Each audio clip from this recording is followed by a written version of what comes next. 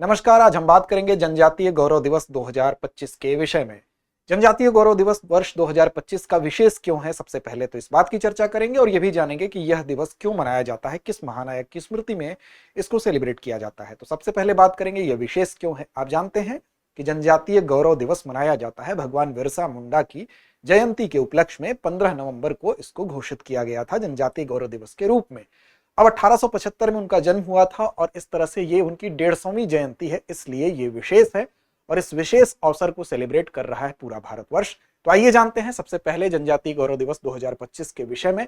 खबर आप जान लिए, अब जानते हैं इसकी शुरुआत कब हुई थी। तो इसकी शुरुआत हुई थी, इससे पहले आपको बता दें कि इसकी शुरुआत से पहले आप ये भी जान लीजिए कि 1 नवंबर से 15 नवंबर तक जनजातीय गौरव पखवाड़ा का भी आयोजन हो रहा है। और इससे पूर्व का जो वर्ष था 1 नवंबर की बजाय अगर आप देखें तो 15 नवंबर की जो तिथि होती है जनजातीय गौरव दिवस की, तो 15 नवंबर 24 से लेकर 15 नवंबर जो आपका 25 का है, इस तिथि तक जनजातीय गौरव वर्ष के रूप में भी मनाया जा रहा है, जिसमें कि जनजातीय नायकों, उनकी संस्कृति का योग, उनकी संस्कृति और साथ साथ उनके सम्मान को रखते हुए जनजातीय गौरव वर्ष के रूप में इसको सेलिब्रेट किया जा रहा है। 15 नवंबर जो जनजातीय गौरव दिवस है, इस दिन 150वीं जयंती है भगवान बिरसा मुंडा की। तो इसी दिन इस पखवाड़े का समापन हो रहा है और इसी दिन जनजातीय गौरव वर्ष का भी समापन हो रहा है, जो कि 1 वर्ष पूर्व इसी दिन 15 नवंबर के दिन शुरुआत जिसकी हुई थी। अब जनजातीय गौरव वर्ष की अगर बात करें तो समावेशन और विकास के लिए पूरे वर्ष चलने वाले कार्यक्रम के एक उत्सव के रूप में इसको देखा जा रहा है, कार्यक्रम के रूप में देखा जा रहा है। और पहली बार ये कब मनाया गया था, तो पहली बार वर्ष 2021 में इसको मनाया गया था। इसी मद्देनजर इसको मनाया गया था कि जो स्वतंत्रता सेनानी रहे हैं, विशेष तौर पर जो जनजातीय समुदाय से संबंधित, उनको सम्मानित करने के लिए वर्ष 2021 से 15 नवंबर की तिथि का चुनाव किया गया भगवान बिरसा मुंडा की जन्म तिथि के रूप में। यानी कि उनको भी याद किया जाएगा और स्वतंत्रता संघर्ष में जितने भी जनजातीय या आदिवासीय जो नेता रहे हैं उनको भी याद किया जाएगा, उनके बलिदानों को याद किया जाएगा, चाहे वो संथाल हो, तमाड़ हो, भील हो, खासी हो, मिजो हो, सभी को। अब बिरसा मुंडा की बात करें तो उनको क्यों याद किया जाता है, क्यों उनको भगवान या धरती आबा, धरती का पिता, ये उपाधि क्यों दी जाती है। तो ये उपाधि दिए जाने के पीछे किसी भी व्यक्ति को अगर महिमा मंडित किया जाता है तो उसके पीछे उसके कर्म होते हैं और इस कर्म के बारे में भी चर्चा करेंगे, बिरसा मुंडा के बारे में भी जानेंगे। लेकिन उससे पहले बता दें कि वर्ष 2025 में जो कि 150वीं जयंती है, तो यहाँ पर विभिन्न जो विकास के प्रोजेक्ट हैं वो भी लॉन्च किए जा रहे हैं, वो भी उसका उद्घाटन किया जा रहा है, शिलान्यास किया जा रहा है। एक नजर उस पर डालते हैं। तो डेडियापाड़ा जो कि गुजरात में है, नर्मदा जिले में है, वहां पर धरती आबा बिरसा मुंडा की जो 150वीं जयंती समारोह को मनाया जाएगा और 9700 करोड़ रुपए की जो विकास परियोजनाएं हैं उसका उद्घाटन पीएम के द्वारा किया जाएगा। पीएम जनमन और डीए जगुआ, जो इसके अंतर्गत 1 लाख घरों में जो गृह प्रवेश है जो जनजातीय लोगों के लिए बनाए गए हैं, यानी कि प्रधानमंत्री जो योजना इन योजनाओं का शिलान्यास करने वाले हैं वो धरती आबा जनजातीय ग्राम के तहत भी, यानी कि डीए जगुआ के तहत भी और पीएम जनमन के तहत भी 1 लाख घरों में गृह प्रवेश का यहां पर शिलान्यास किया जाएगा, उद्घाटन किया जाएगा। 12 एकलव्य आवासीय जो विद्यालय हैं उनका उद्घाटन किया जाएगा। गुजरात के 14 आदिवासी जिलों के लिए 250 बसों को हरी झंडी दिखाई जाएगी। 748 किलोमीटर लंबी नई सड़कों और 14 जनजातीय बहुविपणन केंद्रों की आधारशिला और 50 नए जो EMRS जिनकी लागत 2320 करोड़ रुपए है उसकी आधारशिला रखी जाएगी। तो ये तमाम विकास के जो प्रोजेक्ट हैं जिससे कि जनजातीय समुदाय को लाभान्वित किया जा सके, उनको सम्मानित किया जा सके, उनके गौरव को उनको सम्मानित किया जा सके, इसलिए इनका शिलान्यास आज यानी कि 15 नवंबर को किया जा रहा है।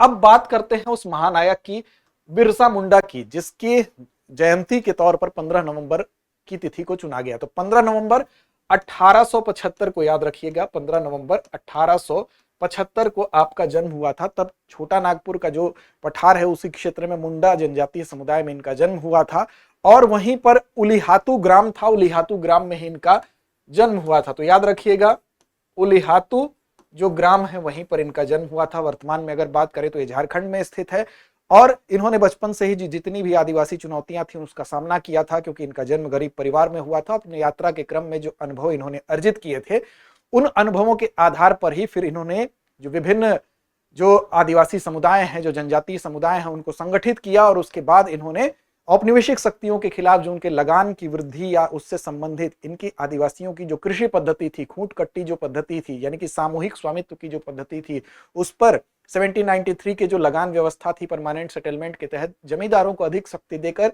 जो उनका शोषण किया गया था उसके खिलाफ मुखर हुए। इसके अलावा इन्होंने, इनके जो पिता थे, इनके पिताजी ने कुछ समय के लिए 1886 में, 1886 याद रखिएगा, 1886 में उन्होंने क्या कर दिया था, ईसाई धर्म अपना लिया था। और इनका प्रारंभिक नाम भी आप देखेंगे तो दाऊद मुंडा था। तो इन्होंने फिर क्या किया, हालांकि बाद में ये उससे विमुख हो गए थे, दाऊद मुंडा इनका प्रारंभिक नाम था, याद रखिएगा। और ये फिर इन्होंने खुद एक नए हम कह सकते हैं बिरसाइत संप्रदाय जिसको कहा जाता है, एक नए संप्रदाय, बिरसाइत संप्रदाय उसको कहा ही जाता है, बिरसाइत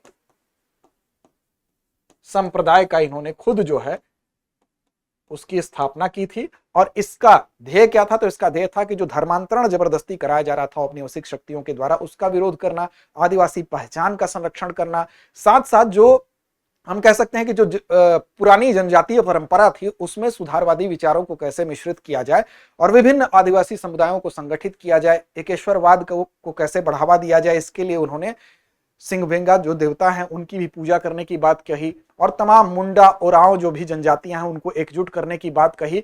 उनको औपनिवेशिक शक्तियों के खिलाफ एकजुट होकर ही उनका मुकाबला किया जा सकता है।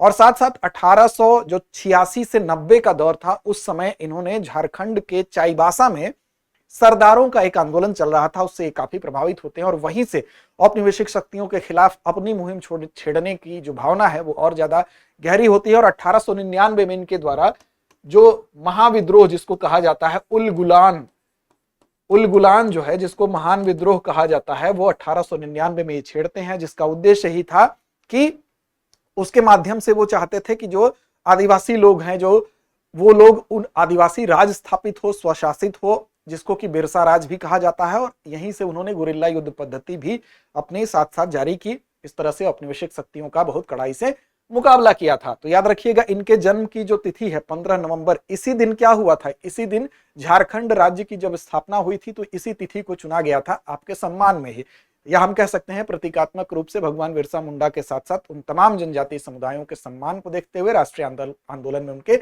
योगदान को देखते हुए। इन्हीं के बाद आप देखेंगे 1900 में इनको गिरफ्तार कर लिया गया था, रांची जेल में इनकी मृत्यु हो गई थी। संभवतः कुछ लोग कहते हैं हैजा से हुई, लेकिन रहस्यमयी परिस्थितियों में इनकी मृत्यु हो जाती है। और 9 जून 1900 को इनकी मृत्यु हो जाती है रांची जेल में, याद रखिएगा 9 जून 1900। लेकिन इनकी मृत्यु भले ही 1900 में होती है, 1908 में आप देखेंगे इनके कार्यों का ही परिणाम था कि 1908 में आपको दिखाई देगा जो काश्तकारी अधिनियम पारित हो गया था, उसमें इनका योगदान दिखाई देगा। इसके अलावा बेत बेगरी जो प्रथा थी उस पर प्रतिबंध लगता है, यानी कि जबरन जो बेगार कराने वाली जो प्रथा थी उस पर प्रतिबंध लगता है। इसके अलावा खूंट कट्टी जो अधिकार है उनको फिर से मान्यता मिलती है। तो चाहे वो बेगार प्रथा हो, चाहे खूंट कट्टी की कृषि पद्धति का बहाल होना हो, या काश्तकारी अधिनियम का पारित होना हो, इन सब का जो असर दिखाई दिया वो किसका परिणाम था, तो भगवान बिरसा मुंडा के कृत्यों का परिणाम था। तो इसीलिए इनको याद किया जाता है एक महानायक के रूप में। इनके संबंध में तमाम तथ्यों को आप याद रखिएगा। अंत में एक अभ्यास प्रश्न, इसकी जिम्मेदारी छोड़ते हैं आपके ऊपर। अभ्यास प्रश्न आज का है कि उलगुलान आंदोलन किस वर्ष शुरू हुआ था? जवाब आपको कमेंट बॉक्स में देना है। 1886, 1899, 1900 या 1875। तो कमेंट में जवाब दीजिए। लड़ते रहिए अपने लक्ष्य की ओर, पढ़ते रहिए।